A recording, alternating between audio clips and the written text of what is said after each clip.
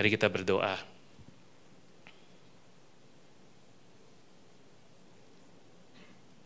Persiapan kami sungguh terbatas untuk mendengarkan kebenaran firman-Mu yang melimpah itu ya Tuhan.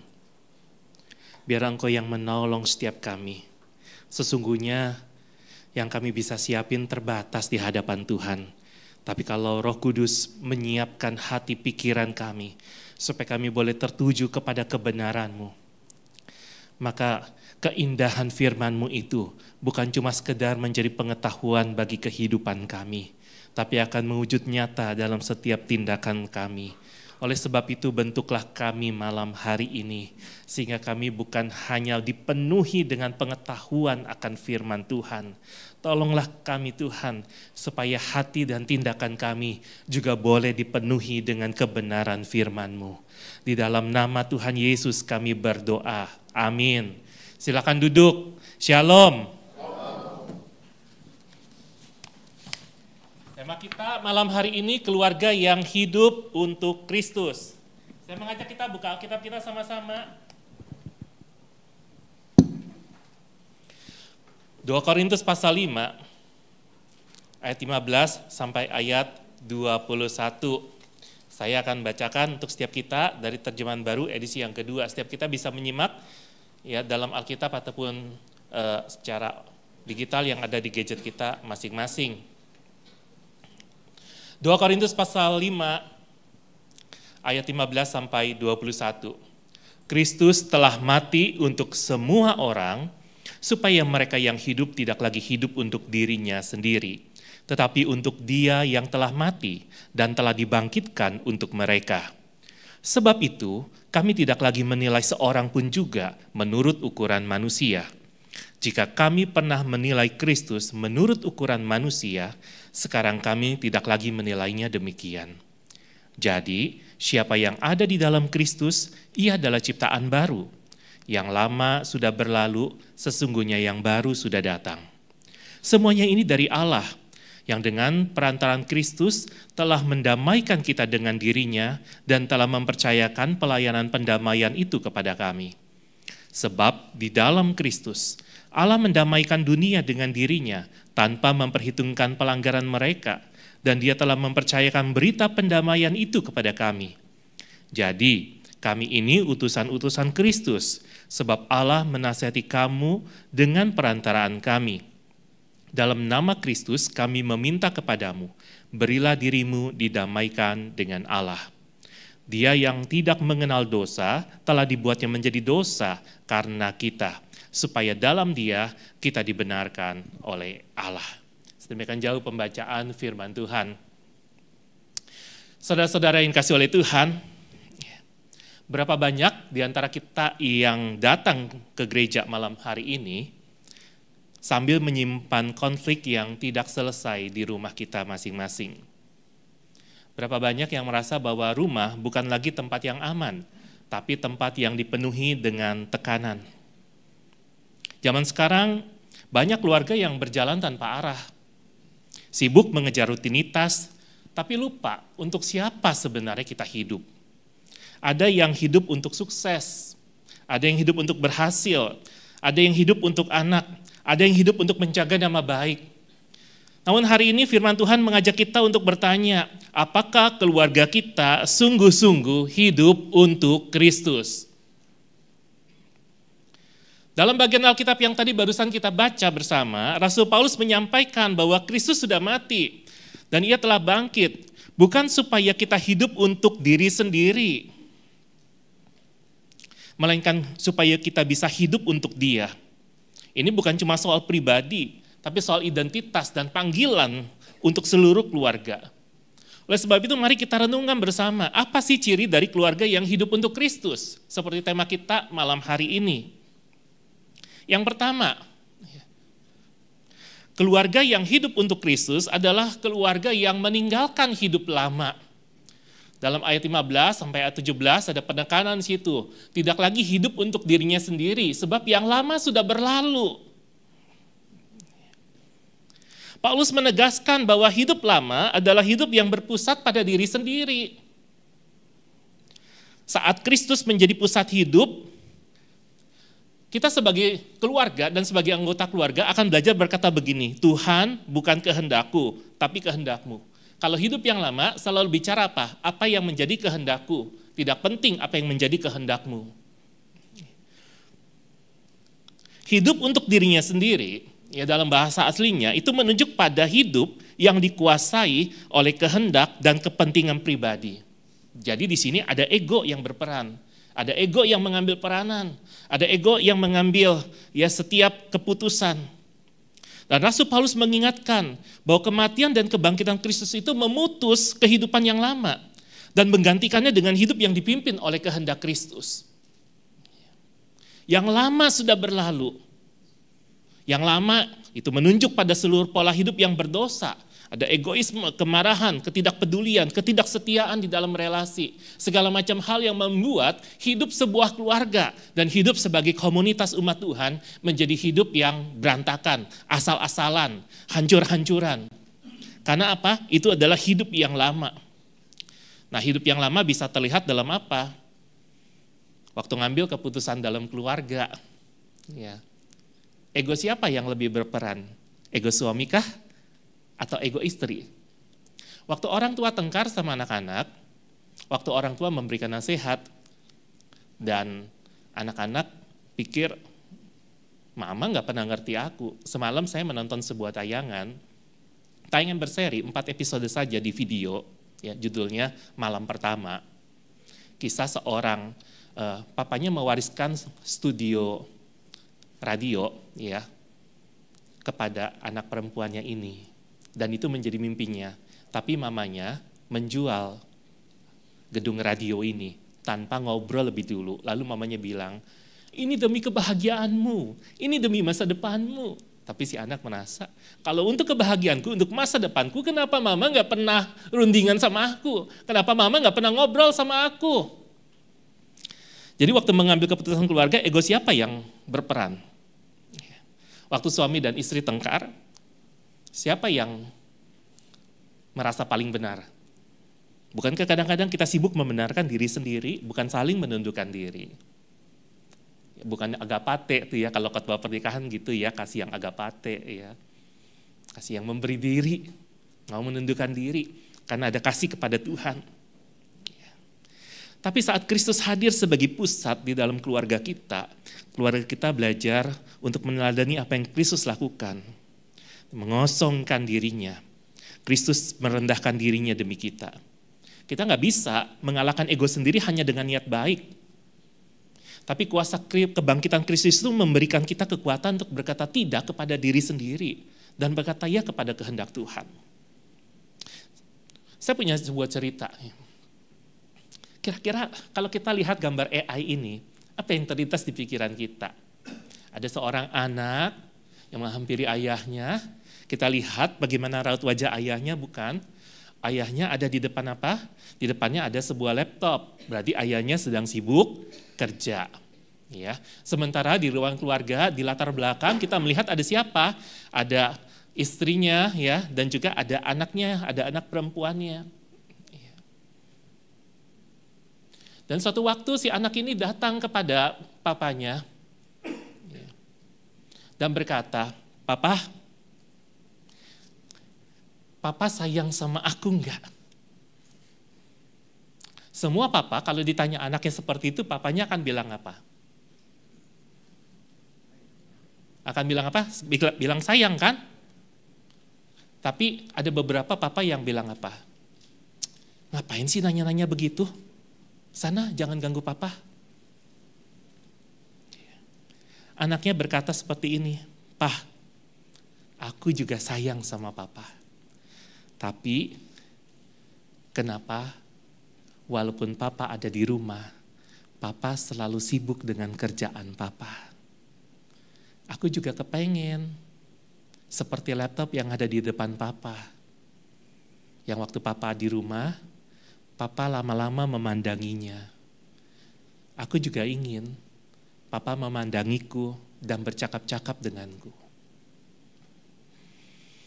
Waktu si ayah mendengar anaknya berkata seperti itu, hatinya menjadi begitu tersentuh. Apa yang dikatakan oleh anaknya itu seperti menampar keberadaannya.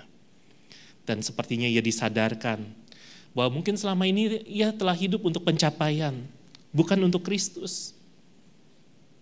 Di kantor kerja, di rumah kerja, setiap saat ada kesempatan bekerja. Karena dia pikir dengan kerja dia dapat duit, lalu duit buat keluarga. Tapi dia lupa bahwa tidak segala sesuatu yang berupa uang itu membahagiakan keluarga. Kehadiran yang penuh kasih, karena ada Kristus yang menguasai diri, itu mungkin jauh lebih penting bagi keluarga.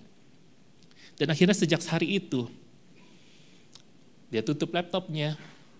Dan ketika dia ada di rumah, dia berkumpul bersama dengan anggota keluarganya yang lain di ruang tengah. Mengajak mereka berdoa bersama. Atau paling tidak dia bisa pulang lebih awal dan bisa makan malam bersama di rumah dengan anggota keluarganya. Ada prioritas hidup yang berubah. Mulai dari prioritas hidup untuk sekedar mencari dan mencapai, menjadi prioritas hidup yang berbagi dan memberi. Bukankah itu adalah gambaran Kristus yang tidak hidup untuk dirinya sendiri, tapi yang menyerahkan dirinya disalib demi kita? Maka setiap keluarga yang hidup untuk Kristus harusnya bisa berkata seperti ini, kami bukan hidup untuk gengsi, untuk pencapaian, untuk prestasi, tapi kami mau hidup karena ada kasih Kristus. Kami mau melayani Kristus satu sama lain. Oleh sebab itu saya punya penerapan untuk poin ini. Mari kita evaluasi jadwal keluarga kita. Mari kita perhatikan jadwal harian atau mingguan keluarga kita. Apakah waktu bersama Tuhan dan pelayanan kepadanya menjadi hal yang utama dan tidak bisa diganggu-gugat? Atau justru hanya diisi kalau nggak ada kegiatan lain? Banyak keluarga menyusun prioritas seperti ini, bukan? Sekolah, kerja, les anak, rekreasi. Baru kalau sempat doa bersama atau ikut kebaktian. Kalau begitu jangan-jangan Tuhan bukan lagi pusat, tapi cuma pelengkap, pengisi waktu kosong, bukan penentu arah dan tujuan. Padahal keluarga yang hidup untuk Kristus akan memulai bersama dengan Tuhan, menata kegiatan berdasarkan kehendak Tuhan, dan melibatkan Tuhan dalam setiap keputusan. Dan setelah melepaskan kehidupan yang lama, kita perlu hidup dalam sesuatu yang baru. Dan itu harusnya bukan sekedar kebiasaan, tapi karena kasih Kristus memimpin dan mengubah cara pandang kita. Oleh sebab itu, keluarga yang hidup untuk Kristus, hidup dalam kasih-Nya.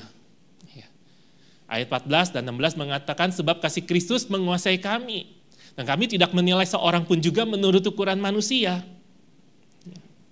Kasih Kristus yang menguasai artinya apa? Menekan, mendorong, memegang erat. Kalau kasih Kristus menguasai, maka dia mendorong kita begitu rupa. Dia memegang erat kita begitu rupa. Kita tidak akan dilepaskannya. Itu ada menggelora dalam kehidupan kita. Dan menguasai bukan artinya mengekang, tapi seperti aliran sungai yang mendorong perahu ke arah yang benar. Saya ingat tuh waktu kita naik perahu Papi ke Sekura itu danau atau sungai. Arusnya lumayan. Dan arus itu membantu kapal kami yang sempit itu untuk sampai ke dermaga seberang. Waktu kasih Kristus menguasai, kasih Kristus mendorong kehidupan kita ke arah yang benar. Tanpa kasih-Nya kita terombang-ambing oleh luka dan kepahitan. Tapi kasih Kristus mendorong kita kembali ke dalam jalur pemulihan. Oleh sebab itu Bapak Ibu yang punya anak kelas 6 sampai kelas 12 yang belum daftar seminar pemulihan relasi harus daftar. Biarkan kasih Kristus yang menguasai dan mendorong kita untuk dipulihkan. Sebab tanpa itu hidup keluarga kita tuh cuma akan begitu-begitu aja. Bapak Ibu gak bosen kalau misalnya keluarga kita ada masalah, terus setiap hari hidupnya dengan masalah begitu. Itu sama seperti kita bawa sampah kemana-mana. Makan di meja makan, bawa sampah udang. Kulit udang, kepala udang, yang udah berhari-hari, berbulan-bulan, kita bawa aja, gak pernah kita buang. Nyaman? Tidak nyaman. Oleh sebab itu kita perlu pemulihan. Rasul Paulus mengatakan ketika kasih Kristus menjadi kekuatan utama di dalam kehidupan ini, maka kita nggak lagi tuh menilai pasangan hanya dari kesalahan masa lalu. Dulu kamu tuh ingat nggak? Kamu tuh dulu begini. Suaminya nggak mau kalah. Emangnya kamu lupa bahwa kamu tuh dulu begitu. Ya. Dan kita tidak lagi menilai anak-anak hanya dari prestasi atau hanya dari bandelnya. Atau kita mulai banding-bandingin. Contoh tuh, kakak lu, adik lu. Contoh anak tetangga, bisa dapat nilai 9. Anak kita cuma dapat angka 8. Lalu kita bandingin sama anak tetangga. Dan anak kita mulai berdoa, andaikan aku jadi anak tetangga.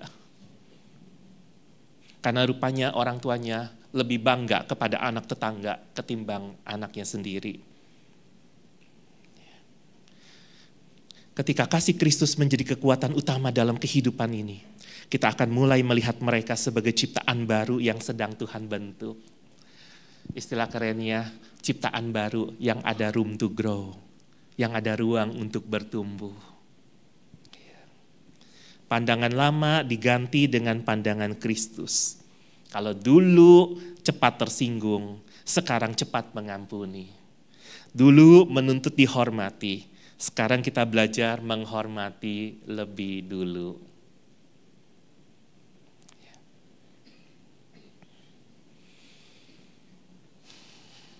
So sweet ya, kadang-kadang pria juga bisa menangis. Apakah ini ayah yang sama dengan gambar yang pertama? Mungkin enggak. Ada seorang istri yang nangis justru suaminya ya, tapi yang disakiti hati istrinya. Istrinya disakiti karena kebohongan masa lalu. Suaminya banyak bohongin dia, mungkin suaminya selingkuh. Ya, bilangnya ini urusan kerja, urusan luar kota. Tapi ternyata di kota lain ada simpenannya. Ya. Dan akhirnya si istri tahu bahwa suaminya ini berbohong. Ya. Namun karena istrinya seorang yang percaya kepada Tuhan, bukan orang yang sempurna, dia memilih untuk tetap mendampingi dan berdoa bagi perubahan hati suaminya.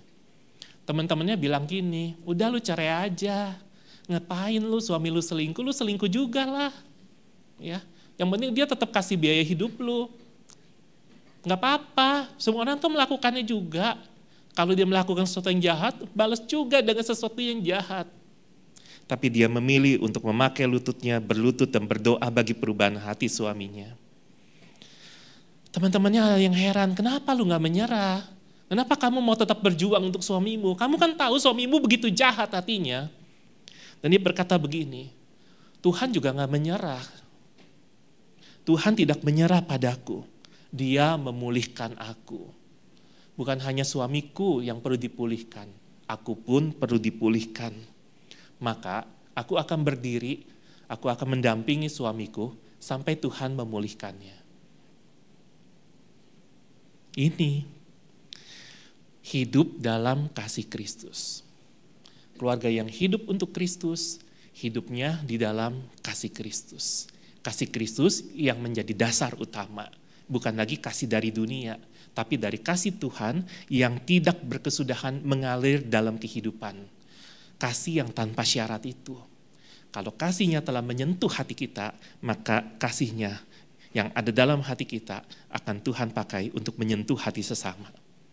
Kasih Kristus adalah kasih yang melihat Petrus yang menyangkalnya, Bapak Ibu sekalian.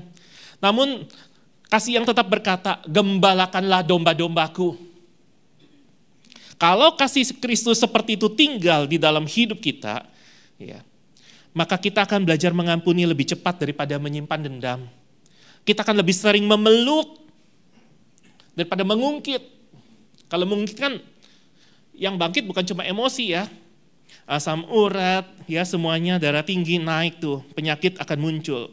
Kita akan lebih mendengar daripada menghakimi. Oleh sebab itu saya punya penerapan praktis. Buatlah komitmen untuk saling berterima kasih dan mengampuni sebelum tidur. Saya rasa kebanyakan keluarga di Indonesia sulit untuk melakukan hal ini. Apalagi kita yang berdasarkan Chinese background. Karena mungkin rata-rata keluarga kita adalah keluarga yang kaku. Yang relasinya sangat patriarkal, harus dengar apa kata yang paling tua. Bukan relasi yang hangat, tapi saya yakin di GKI Sunter mah gak gitu. Kita udah terbiasa menjalin relasi yang hangat seorang dengan yang lain. Mari kita buat komitmen saling berterima kasih dan mengampuni sebelum tidur. Kalau si Bebe mau tidur karena dipanggil mamanya, saya bilang gini, Bebay, sekarang panggilannya Bebay ya, bukan Bebeh lagi, Bebay. Dia panggil saya Papai. Ya. Ya, memang anak perempuan zaman sekarang bisa lebih romantis dari mamanya. Kalau mamanya dipanggil Mai, apa sih gitu kan ya? Biasanya begini, kalau dia mau tidur, dia samperin saya di kamar, dagunya dia gesekin ke lengan saya. Itu tanda selamat malamnya. Ya. Mari kita buat komitmen untuk itu lebih sering. Ya. Dan buatlah momen per minggu saling menyebutkan satu hal yang disyukuri dari satu sama lain. Ya. Ntar kita lihat ya, efeknya apa dalam kehidupan kita bersama dengan keluarga. Kalau kita bisa berani bilang ya,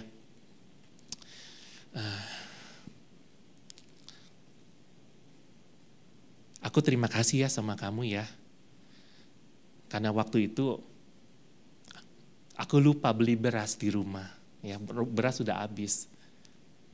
Tapi aku ada kesibukan yang aku gak bisa tinggalin. Kamu mau beliin beras buat aku. Ya.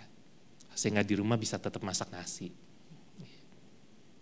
Atau ketika anak kita membantu, maka kita bisa bilang dalam momen pertemuan itu, ya, makasih ya, hari itu kamu udah bantuin papa cuci piring.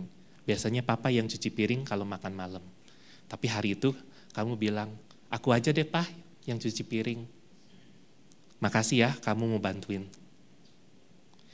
Ketika kita belajar mengucapkan hal-hal yang baik, kan ada kasih Tuhan di dalam kehidupan kita. Saya yakin situasi dan kondisi kehidupan rumah tangga kita pasti juga akan berubah secara perlahan. Dan itu artinya kita belajar untuk hidup di dalam kasih-Nya. Tetapi kasih yang sejati tidak berhenti di dalam rumah. Kasih Kristus yang hidup dalam kita akan memanggil kita untuk menjadi saluran pendamaian bagi orang lain. Oleh sebab itu keluarga yang hidup untuk Kristus menjadi saluran pendamaian. Allah telah mendamaikan kita dengan dirinya dan telah mempercayakan pelayanan pendamaian itu kepada kami. Kami ini utusan-utusan Kristus. Kata pendamaian artinya pemulihan hubungan yang rusak melalui pengorbanan. Jadi hubungan yang rusak itu dipulihkan lewat pengorbanan. Dan itulah gambaran karya Kristus di atas kayu salib. Hubungan kita yang rusak dengan Bapa di surga dipulihkan lewat pengorbanannya, lewat kematiannya. Dan Rasul Paulus menyatakan bahwa kita bukan objek pendamaian, bukan hanya objek, tapi kita juga subjek pengutusannya. Dan di dalam kehidupan keluarga Kristen itu menjadi markas kecil kerajaan Allah. Di mana ya perdamaian Allah dirayakan dan dibagikan kepada sekitar.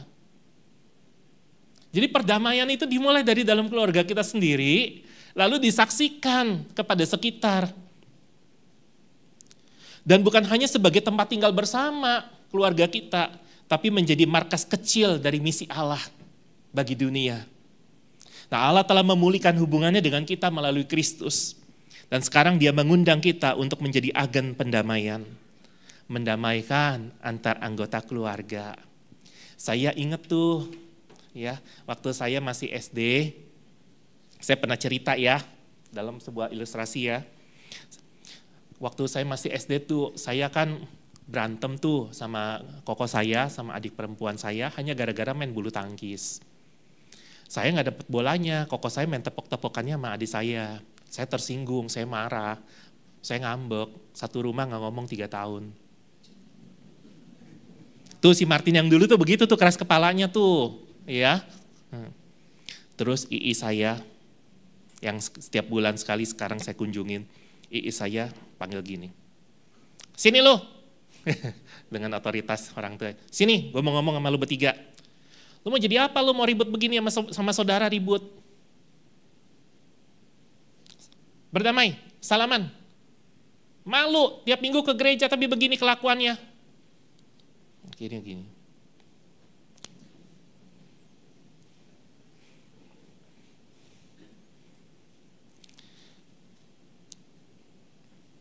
Dalam hal itu saya menjadi agen pendamaiannya Tuhan. Bukankah setiap kita juga diundang untuk melakukan hal yang sama? Mendamaikan antara anggota keluarga, membawa damai di tengah lingkungan yang rusak oleh konflik. Kehadiran kita di situ bukan nambahin, bukan makin ngerusuhin. Kehadiran kita di situ tuh membawa damai sejahtera, menyatakan kasihnya, menunjukkan bahwa di tengah-tengah kering kerontang dunia yang tanpa pengharapan, ada kasih Kristus yang disiramin buat mereka, menumbuhkan tunas-tunas yang baru, tunas-tunas kehidupan. Dan kita menjadi saksi Kristus di tengah dunia yang haus akan pengharapan ini. Namun di era digital ini banyak konflik keluarga justru dipicu dari jarak emosional akibat layar, akibat screen. Handphone pintar kita sekarang bisa kasih tahu kan screen time kita dalam satu hari berapa kan. Dan ketika screen time kita udah rasanya berlebihan, dia kasih peringatan. Screen time kamu udah segini loh, waktunya nih kamu berhenti. Jangan lihat layar terus. Ya. Kita jadi akrab dengan orang yang jauh, tapi asing dengan orang serumah. Bahkan di meja makan pun begitu kan. Habis pesan menu, sibuk dengan handphone kita masing-masing. Karena kita merasa lebih nyaman untuk bercakap-cakap dengan orang yang jauh di sana ketimbang orang yang dekat di sini. Karena dengan orang yang dekat di sini biasanya waktu ngomong satu kata disamber 5 kata. Nah, pendamaian Kristus memanggil kita untuk mendekat secara nyata, bukan mendekat secara online, tapi mendekat secara on-site.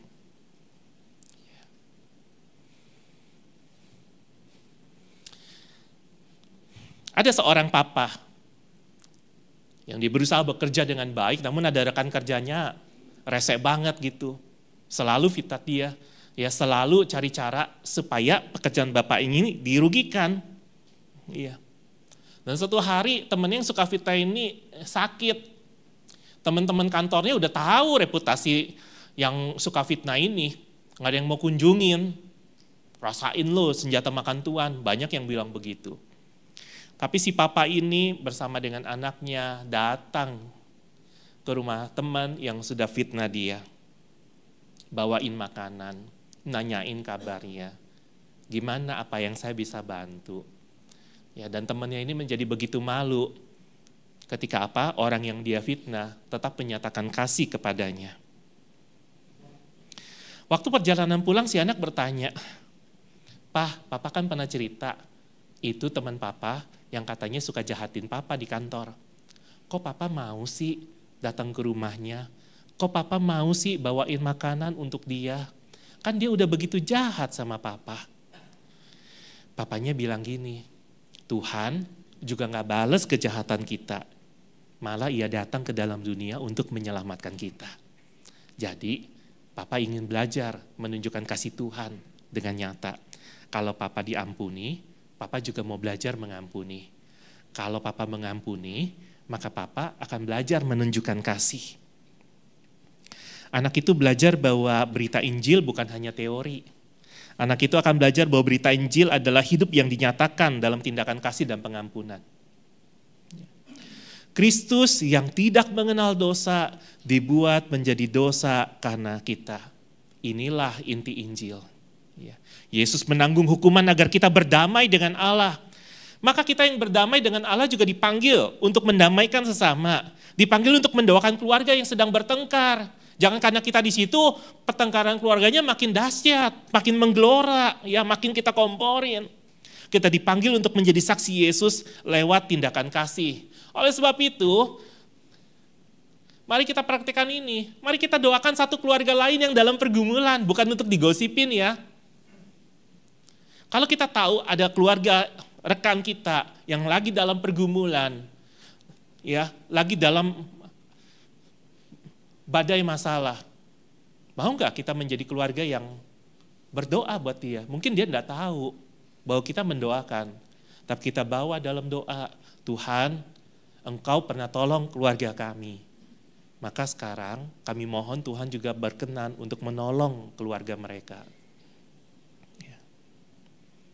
Lalu kirim pesan yang membawa damai sejahtera kepada anggota keluarga yang pernah kita jauhin. Ini Bapak Ibu yang hadir malam hari ini akur-akur enggak sama keluarga besarnya?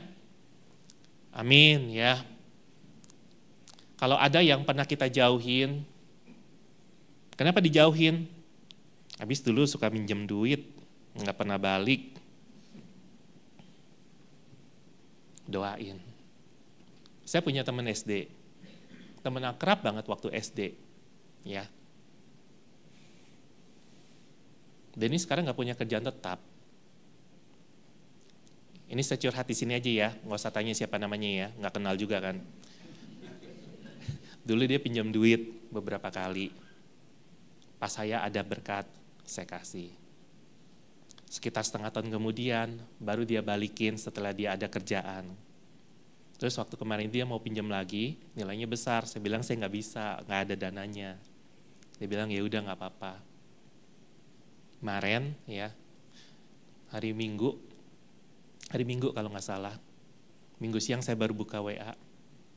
Tin boleh nggak minta 200.000? Aku dari kemarin belum makan. Uang saya nggak banyak, tapi saya bilang sebentar ya, saya kirimin dia. Mungkin yang saya kasih nggak seberapa, tapi mungkin itu sangat bermakna buat dia. Tadinya saya mau bilang lagi, kalau dia WA pasti mau minjam duit nih. Saya udah punya perasaan begitu, tapi seolah-olah saya ditegur sama Tuhan. Kenapa begitu? Siapa tahu ini adalah salah satu cara Tuhan mau pakai kamu untuk jadi berkat buat dia. Mari kita kirim pesan yang bawa damai sejahtera kepada mungkin itu anggota keluarga, mungkin kepada rekan-rekan kita yang mungkin dulu pernah kita jauhin. Ya. Itu mungkin awal yang kecil, tapi bisa jadi jembatan bagi rekonsiliasi yang besar. Hanya mungkin sekedar kalimat, aku mendoakanmu malam hari ini supaya Tuhan terus menyatakan kasih-Nya dalam hidupmu. Itu kadang-kadang seperti ya air sejuk dalam kendi ya, yang masuk ke tenggorokan kita setelah kita berolahraga. Bisa bayangin ya, gitu aja bayanginnya. Ya. Nah saudara-saudara yang kasih oleh Tuhan, Kristus tidak hanya mengubah tujuan hidup kita, Dia menebus luka masa lalu kita, menguatkan kita di masa kini, dan memakai kita sebagai duta di masa depan. Keluarga Kristen bukan hanya sekumpulan orang yang percaya kepada Kristus. Keluarga Kristen adalah cahaya Kristus yang bersinar dari dalam rumah keluar dunia, ya, ke dalam dunia. Dan apakah keluarga kita sudah hidup untuk Kristus? Ataukah hanya hidup untuk diri sendiri? Jangan tunggu semua beres baru berubah. Mulai dari diri sendiri malam hari ini. Mulailah dengan satu doa. Mulailah dengan satu pelukan. Mulailah dengan satu pengampunan. Karena apa? Keluarga yang hidup untuk Kristus, keluarga yang meninggalkan hidup lama, hidup dalam kasih-Nya, dan menjadi duta pendamaiannya di tengah dunia. Maukah kita menjadi keluarga yang hidup untuk Kristus? Bawalah pesan ini ke dalam kehidupan keluarga kita. Hidupilah itu dengan pertolongan Roh Kudus. Mari kita berdoa. Kiranya Engkau menolong setiap kami ya Tuhan. Kami ingin keluarga kami hidup bagi Kristus. Bukan cuma sekedar percaya, tapi belajar mempercayakan diri di dalam perjalanan keluarga kami. Sehingga kalau ada apa-apa, maka Kristus jadi pemandunya. Bukan kami yang jadi pengambil keputusannya. Tolong kami boleh lebih peka dan kami bisa praktikkan kebenaran firman-Mu malam hari ini dalam kehidupan keluarga kami. Tuhan, kalau ada keluarga-keluarga yang sedang bergumul, maka kami berdoa, mohon jamahan Tuhan. Dengarlah doa kami, dalam nama Tuhan Yesus kami berdoa. Amin.